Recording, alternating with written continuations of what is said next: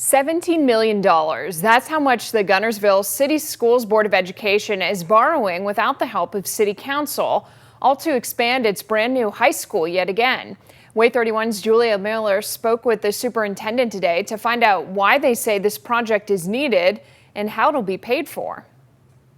Dr. Jason Barnett tells me the arena addition has always been in the plans for the new high school, but recently the need for it has become increasingly more clear, and they found a way to fund it. As it is now, we have one gym, so we have students that are here late in the night that are practicing because they all have to share one facility, or they have to go to other facilities or other campuses. Dr. Jason Barnett says the arena addition is not just an issue, but a need for the community, and that this time they've secured the funding differently than before. In the past, the city has borrowed the funds, or they've levied, the money. They went to the market and they've taken on that acquisition of the funds. But then we have a funding agreement with them where our revenue pays for it. Now he says county sales tax revenue will cover the cost, making the process simpler for the school board. So we decided to take on this project and acquire the funds and go to the market to borrow this money, because the county is collecting it. The county then sends it to us, and then we pay the debt. He says this approach cuts out extra steps, making it a much smoother process. Whereas otherwise, if the city collected it, then the county would still send us the money,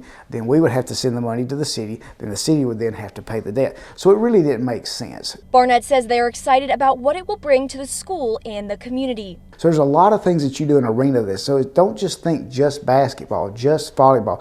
There's so many things that we'll be able to do with this that's going to be powerful for our community.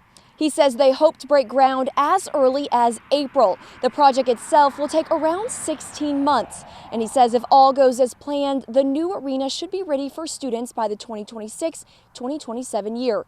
In Marshall County with coverage you can count on, Julia Miller, Way 31 News.